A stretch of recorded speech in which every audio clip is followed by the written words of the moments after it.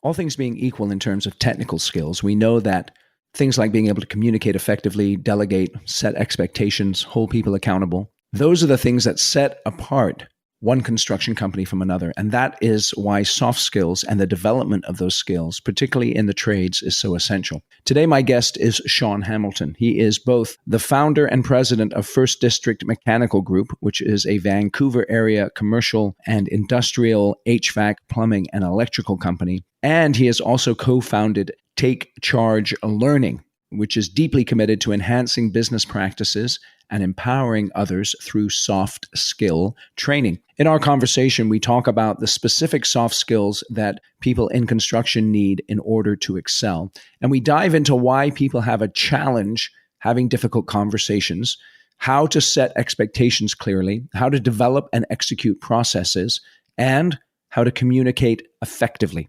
I know you're going to enjoy my conversation with Sean, so listen closely. There's tons of great takeaways there, and I appreciate you listening to Construction Genius today. This is Eric Anderton, and you're listening to Construction Genius, a leadership masterclass. Thomas Edison said that genius is 1% inspiration and 99% perspiration. If you're a construction leader, you know all about the perspiration, and this show is all about the 1% inspiration that you can add to your hard work to help you to improve your leadership. Sean, welcome to Construction Genius. Thank you very much for having me. You did something that many people may think is completely crazy. You started a mechanical contracting company during COVID. What got into you that you wanted to start a company during the pandemic? Yeah, good question. And I probably didn't think about it at the time. It just seemed like the right time in general. But started the mechanical company, First District Mechanical, in 2020. At the time, it was that I really wanted to put my own flavor on something that I have found over the last 10 years, 15 years in the industry. I've learned from amazing people along the way. And it got to a point where I was ready, at least I thought I was, to go and start something. It just happened to be during COVID. And at the time, stars aligned to make it to be the right time for me. So started in 2020. There was a couple of us that started it. It then morphed really quickly, and the two people that really started it to having 2 or 3 others. And then next thing you know, we sit today and there's just under 25 of us. And we do plumbing, we do HVAC for the Vancouver, British Columbia, Canada market. And it has just been, it's been absolutely fantastic. Eye-opening. There has been all the hurdles that you can expect, Eric. So do you have business partners, or did you start it yourself and then bring people on board? How did that work? I had an amazing business partner, and when we both started, we both had different visions in terms of long term. So it made a lot of sense. And at the time was that I would take it and go forward with that. And the person I was with would embark on their own journeys and stuff. So that was at the very beginning. And about 6 months later it was just myself. And to this day, it is still just myself as the owner and president. However, I think there's cliches around it all day long, but it is this team. And that's what it was always going to be about. It was going to be about building a team to make this thing scalable and fun along the way. And that's what we're doing. Okay, so you said scalable and fun. One of my clients says construction, it sucks, but it's fun. How do you emphasize the scalability and the fun part together? Because a lot of times scale equals pain. Correct. Yeah, I think it does. And I think scale, when you think scale after an organization who has been well established for a long time, it is painful at that point. But I had the advantage of starting just recently. And so we got to think processes early on. We got to think expectations early on. We got to think communication early on. And so by doing that, it got to set the tone that people came in, they knew what was expected of them. They knew where we were going. They saw the vision. It was communicated well. And so then once all that happens, kind of makes your job a lot easier when you know all that stuff. So then you can start to do what's fun. And that's seeing everybody on a regular basis, building connections. I think it's a struggle for those that have started something, are well established, and now they're trying to create the change and the momentum in a way that's fun and putting processes in place. But as long as they're communicating well to their team, they're going to get there as well. Okay, let's talk about processes a little bit. Tell me what you mean by a process and what makes the difference between a good process and a bad one. or it could be a process as well. Yeah, that's true. I think just in terms of a process is most people want to do what's right and they want to do what's best for the organization and the team around them.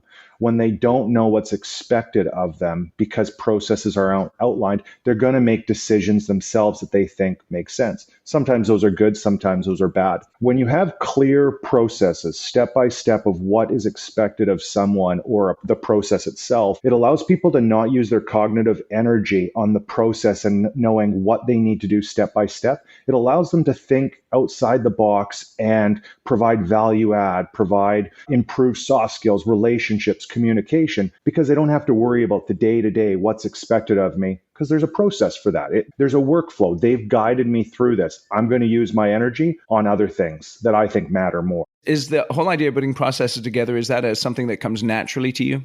No, definitely not. It's a struggle. And I've surrounded myself with amazing people and they thrive on process. I think I learn a lot of things the hard way. And so when you don't have processes in place, it can foster resentment. It can hurt cultures. It can leave a lot of people not knowing what to do. And maybe they want to leave because they want to know the process. So if you put an amazing team around who really thrives on process and you start to realize the importance around it, it took me a while to learn that. But again, that's what we did with amazing people here, and people seem to be thriving. Just briefly, what was your background prior to starting the company? So I was in the trade myself. So I was coming up to, it's not been fully 2 decades, but coming up to that is I started in as an apprentice in refrigeration. I did the installation side. Then I went over to the service side with an amazing organization that I'm grateful for every day. That's who I am. The owner there was tremendous. From there, from the service, I wore the service manager hat, their operations manager, director of customer experience. And that was by far the funnest role I ever had, was that for about 5-6 years there. And then I left that industry and I went into fire prevention for a year at an organization. And that's where I met my business partner, First District. And so that was, again, tremendous. Another great leader in our industry today, where I've got First District Mechanical as an organization with an amazing team, and then Take Charge Learning as well with an amazing co-founder with me in Laura. That's great. Have you always wanted to be a business owner? No, I haven't. I don't think I ever knew what I wanted to do. High school was always hard for me. All schooling was very hard for me.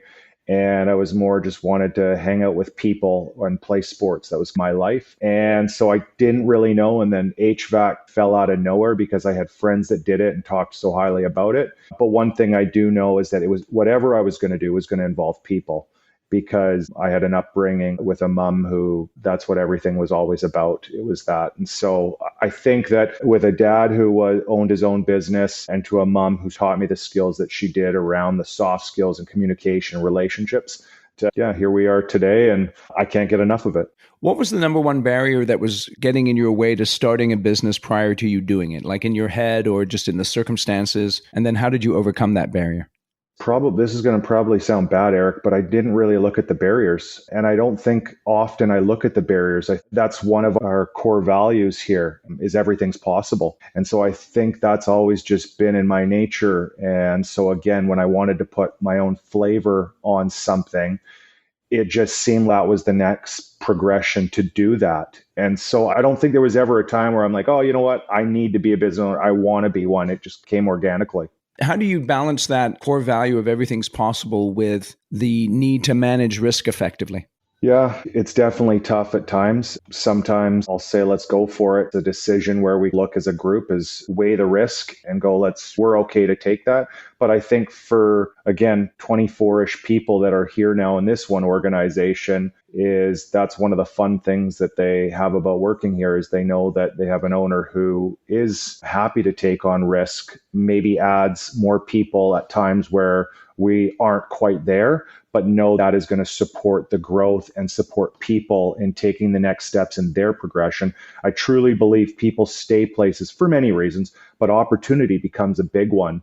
And sometimes in growth and opportunity, you have to do it a bit earlier. And that's the risk that we take. In terms of the way you've structured your company, I'm curious because I work with a lot of mechanical contractors. And one thing I love about mechanical from other construction companies is the fact that you guys can generate a lot of service business. What is your philosophy and outlook on the way that you're building the company in terms of balancing new construction with service and special projects? Yeah, so when we first started, the overall focus was going to be the preventative maintenance base. And maybe that's one of the things about starting during COVID is that you want to have something knowing that you don't know what's going to happen with the market. You don't know if there's going to be a recession. You don't know, but you look at where's going to be the lifeblood of the organization, what's going to keep lights on, what's going to keep people paid, and that is the preventative maintenance side of things. So that was the overall first focus. And from that is the spin-off work on emergency service work, quoted repairs and unquoted repairs. Then from that is the evolution to go into small projects, and then from small projects getting into the construction side of things. Having started the business in COVID, what is everyone's so thankful to get it behind us and get back to relatively normal life. But what's one thing that you took from how you had to operate your business in COVID that is you're going to sustain now that we're back to a degree of normalcy? I don't know if anything. I think that during COVID, it required a lot more communication. There was a lot more because, again, back into thinking about relationships, there was a lot more dialogue. Because in the world, there was a lot of uncertainty.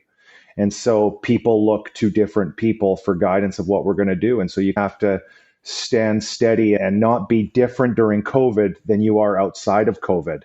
And being true to who you're going to be, staying that, communicating to people, supporting them no matter what they're going through and what people are going through, even customers. There was a lot of things that happened where it was remote.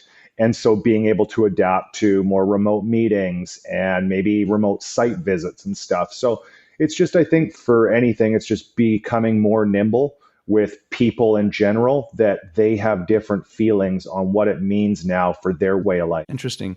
How many leaders do you have in your organization? The cheesy answer is everybody. So you have to have that. Let me ask it a different way. How many people do you have in your organization that have other people directly reporting to them? 1, 2, 3, 4, 5, 6, 7, 8. 8 people. How do you avoid micromanaging them? What do you focus on to avoid micromanaging? I think it comes back down to processes, KPIs, building back to, I keep saying it, building relationships where you're there as that servant leader and you know what they need because there is parameters around their role, their job responsibilities and objectives. And you are checking in frequently to ensure that they have what they need to stay on target. And then as well as, and I think that this is a tremendous one, is making sure that when things don't go right, because they won't, is that, okay, what was your thought process? What brought you to this decision that maybe wasn't the right one? And I learned this one from a past owner of an organization I was with, and it was that if you had thought about the reason of why you did what you did, there was logic behind it, then we're good with it. And I feel the exact same way. And so I don't think it becomes micromanaging. It becomes, you have to manage people. They're looking for that leader to support you, being willing to give them some grace in times where they might make the wrong decision and you're not right there on top of them. How do you avoid reverse delegation when you give someone something to do within their realm of responsibility, but for whatever reason, they don't want to take it on and they try and ping pong it back to you? Yeah, I don't know if I've had a lot of that. I think, again, back to early on, you have to set expectations. And those are the job responsibilities. So if it is their responsibility to perform that task and they can't do it, then the question would be, is there a reason why? What is taking up your time? And maybe sometimes, I said opportunities earlier, they start to take on different things themselves that we didn't even notice that they were doing. And it's more passionate for them to do those things. Well, then we need to have dialogue. Is there an opportunity for a new role where we need to fill something else out? Because what we do know is that task that you used to perform that is delegated to you, that still needs to get done. And so we have to find a way to get it done. So again, back to what's the dialogue around why are you redelegating it? Yeah. Okay. That's interesting. Okay. So you're building this business and then you have another business that you've launched recently called Take Charge Learning. So on the one hand, you've got this very much tactile, physical business where you're helping people with their HVAC and mechanical needs. And you've got this other business. Tell us a little more about Take Charge Learning and the genesis of that and where that's going. Yeah, so Take Charge Learning started probably in the first early discussions about 8 years ago. Actually, no, it's going to go even way further than that. It was the very first time there was a gentleman named Jim Baston, and he had a organization, and he was delivering proactive service workshops. And I was lucky enough to be part of an organization that brought him in, and I saw him speak, and it changed me as an apprentice.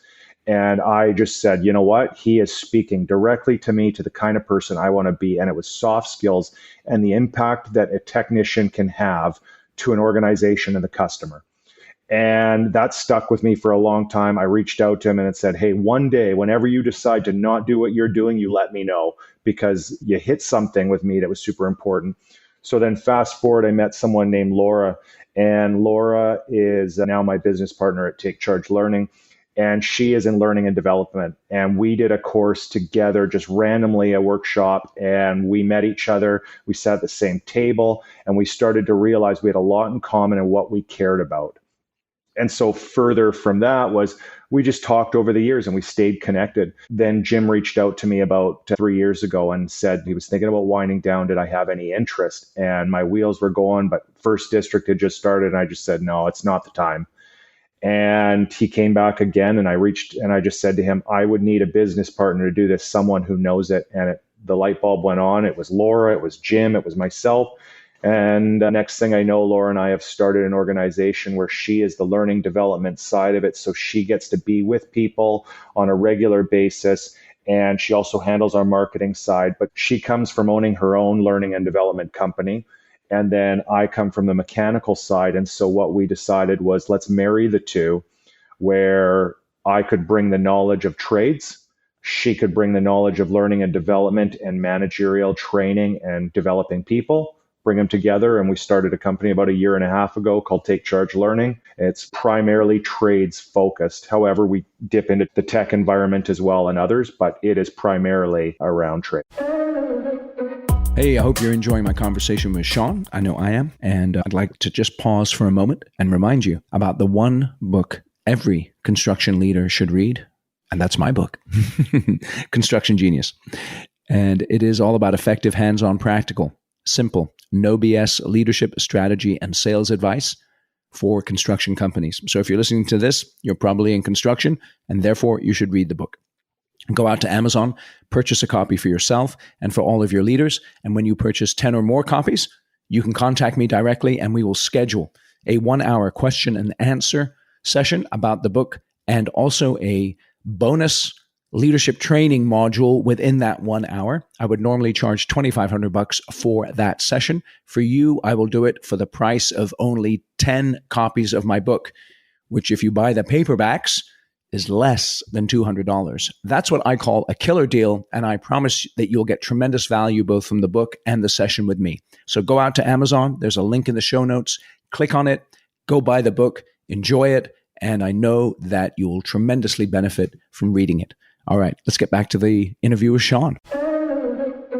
What is the number one soft skill that you think is necessary for someone in a trade role to excel at? Probably the overarching is communication. It probably always comes back to that. There is such a thing as too much communication, but I don't think anyone ever hits too much communication.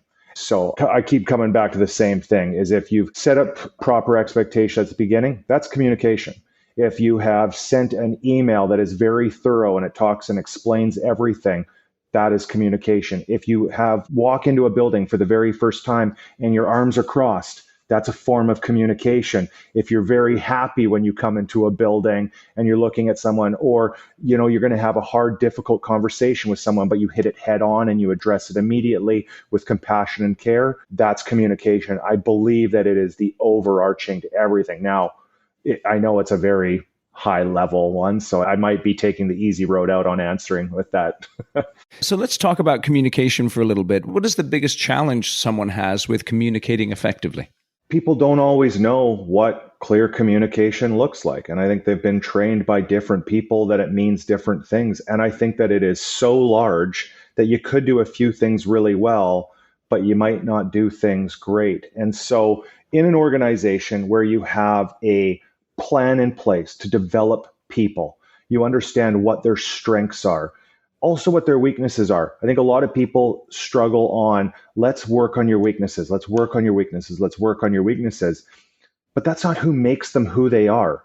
What makes them who they are is the strengths. And so being able to have an environment where people come to a business, you have regular communication with everyone that's in there, whether that's annual reviews, whether that's semi-annual, whether that's quarterly conversations, monthly conversations, whatever it is.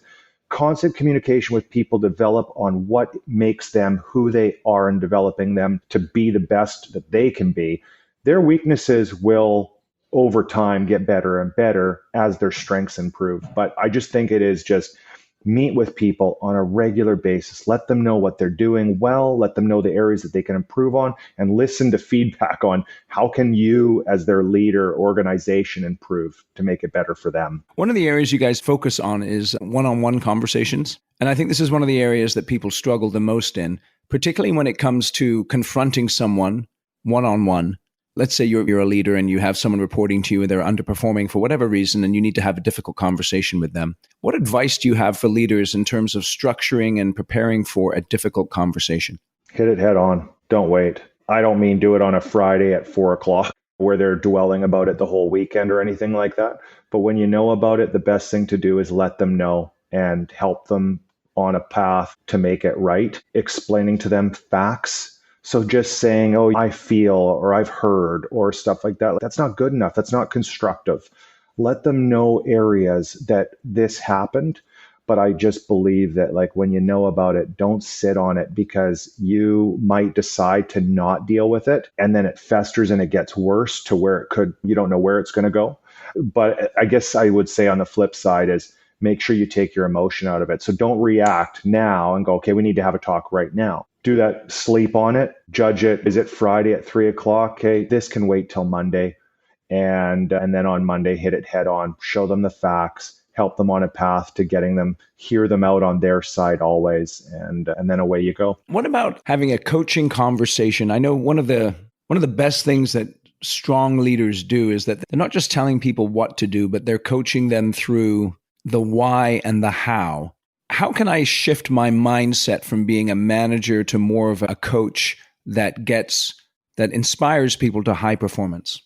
Listen, like just listen. And this is an area that I need to work on. I am not there, but I think often we don't hear the other side of it. We've made decisions in our heads already about where they need to be, what we need to do, how we're going to coach them. But not every single person learns and hears and is coached the same way. And so as a strong leader, you have to understand that to get from A to B on their journey, their way, is a different way for every person. And so as a leader, you have to be able to adapt and hear what's going to help them get to A to B. And sometimes that road is longer for others. Sometimes it's quicker for others. And sometimes it's hard. But I think the biggest one is listening. Again, this is something that I hope I always work on, but listening to people, understanding them, and then supporting them. Why do you think it's hard for people to fire people who are not a fit for their business anymore? Why does it take so long to do that? If it's technicians, it's probably because of the labor shortage that we have. And I think just in general, it's when you have people that you are looking that might not be the right fit for your organization. It's, well, or could we push them into a different area where they're not around other people and they're really good. They're our quote unquote rock star, but we don't want them around our team. We don't want them around our customers and stuff. And so we find and we make up excuses when really it's that we're not willing to have the hard conversation. We see it, they see it. And what we need to understand as leaders is we owe it to our employees, the ones that are not the right fits. Maybe there's a different spot on them. Jim Collins said in Good to Great always talks about a different seat on the bus. Is there a better spot for them? And that's to understand their strengths, understand their journey. What do they want out of it? But if they're just not the right fit, then you need to have that conversation early on so they can either decide, is this the wrong fit? Or no, this is the right fit. I need help here. I need guidance here. And then as a leader, we need to step up. Why is it that people are reluctant to have difficult conversations, do you think? They're hard. It's just plain and simple. They're hard to have. It is a lot easier to avoid that conversation and have in your head going, I think it'll go away.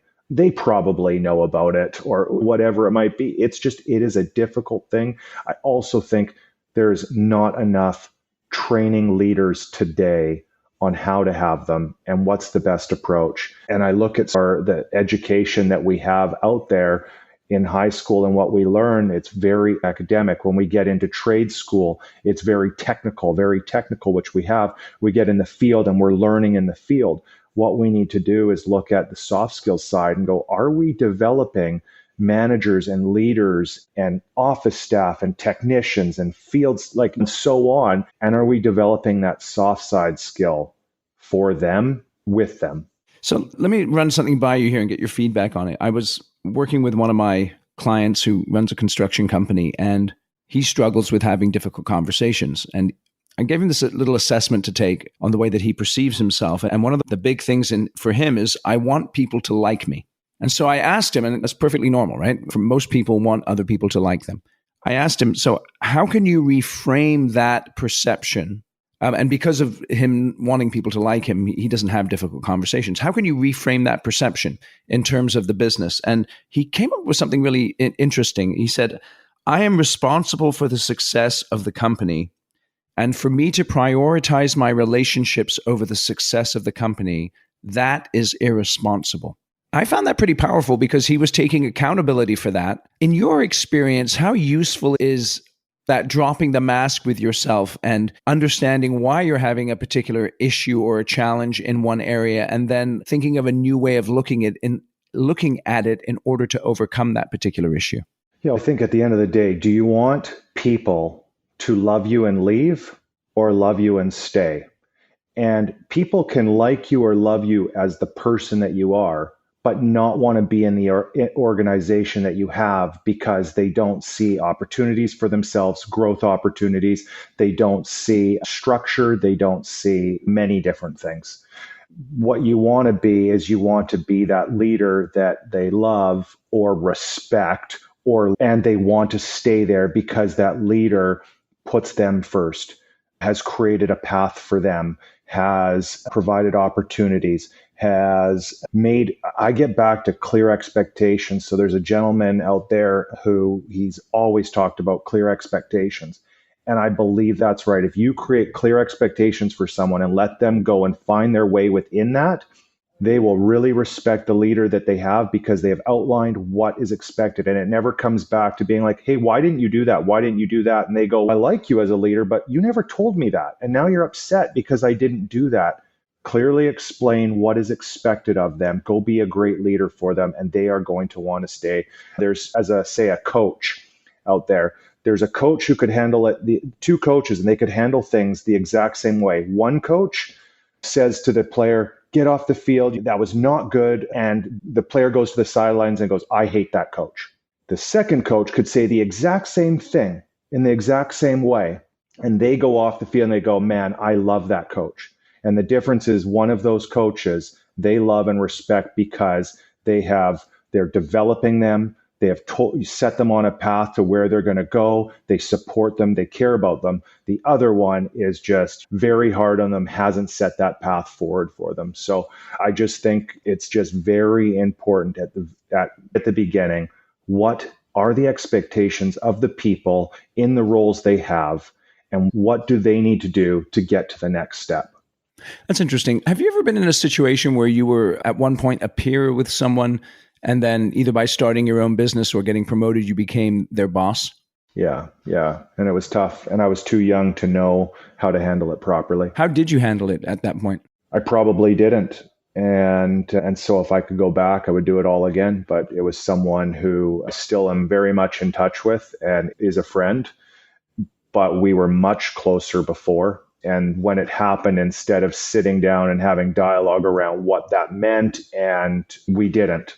Now, what I do tell people now today is the relationship, if you are a friend, a peer, and now you become a leader, that relationship is different. And you should right then and there discuss what it means instead of avoiding that conversation like I did.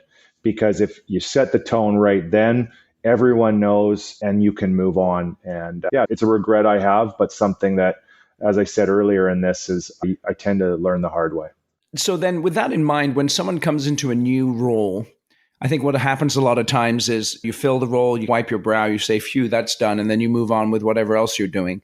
What are some key focus areas in terms of onboarding someone, whether you're hiring them from the outside or promoting them into a new role, in order for them to be successful in the first 90 days in the new position? Well, the first thing you just said was bang on, is you ask the team first.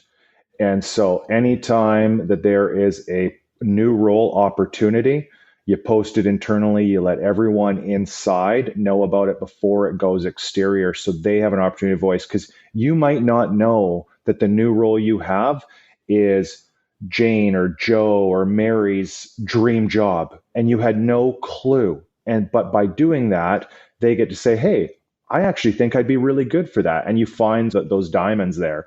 And so if it is someone internally or external, the next thing is that they've seen the job description. They know what's expected of them in that, and they're not making it up on the fly. You're not then going, why didn't you do this? And why didn't you do that? It's clear. This is what is expected of you to do in this position, in the time frame. These are the KPIs around it. Can you be held accountable for this? Yes or no? Then you get into the onboarding of it. And that process has to take time. Too often we just say, here's your 1 week, or here's your couple days, here's your swag bag. You must love us. Good luck. And swag is always a nice thing, but that's not onboarding. Onboarding is, did you clear a nice path for them where they're not trying to figure things out themselves? I talk about it as being a runway. Did you lay the runway? Did you put the lights down the strip? Is it very easy for them to find their way? Software obviously plays a big part in trades. And so with software now is, did they get the proper training for the software in a day-to-day experience so they know what it's like to live a day in the life of? And then once they go through it, then you need to keep checking up on them. How are they doing? Do they have any questions? Are they coming up with obstacles? And it's like a 3-month journey in getting someone on board. And some would probably argue that's not even enough for that. It might be 1 year, or it's a never-ending onboarding. But I would say is, they need to know what's expected. You need to ask the team first. That will help the culture of an organization. Then you can go exterior, long onboarding. They know what's expected of them, and away you go. That's really interesting. So tell us a little bit more about the Take Charge Learning and how people can learn about what you guys do. Yeah, so obviously there's the easy ways around going to the website and checking us out there. But for the most part is we tend to work with associations. We tend to work with contractors themselves, and we can do things from our one we do the most is proactive service workshop. So that one itself is around the technician in the field and how to make them the trusted advisor for the customer. But we also do communication, leadership, managerial training, supervisor training. So how do you be the leader that can help other people? And we do emails. So people who are struggling with email communication, we'll do that. We do first impressions. So there's lots of different things out there that we do. At the end of the day, it is all around the soft skills side of things tends to be trades, as I said, is the focus. That's great. And what's the website where people can get in touch with you and learn more about it? Yeah, it's takechargelearning.com. Excellent. And so you're up there in Vancouver, British Columbia, right? That is correct. Okay. I know a lot of folks from the States like to come up and visit there. What is the one restaurant we should hit if we come to Vancouver, British Columbia? Oh, man. I know it's a tough question. It is a tough one. Black and Blue. There is Zeffirelli's, both on the same strip on Robson in Vancouver. Great place. And then once you start to get into the suburbs, I think one of the amazing things here is how multicultural we are. And so you pretty much get what type of food you want, and you're going to find an amazing place for that. And yeah, it could be from Japanese food one night, and then you're having Indian food another night, and then you're having American food another night, you're having Italian. It's just been pretty amazing on how multicultural it is here. So to pick one or two is pretty hard. Excellent. But we'll make a note of that one, Black and Blue. That sounds good. We'll get in the show notes a link to that particular restaurant. Sean, I really appreciate you joining me here today. Thank you so much, Eric. I really appreciate it. Hey, this is Eric. Thank you for listening to my interview with Sean today. And feel free to check out his company, Take Charge Learning. Also, the link in the show notes to the restaurant, Black and Blue, there in Vancouver. Make sure that you get that as well. And feel free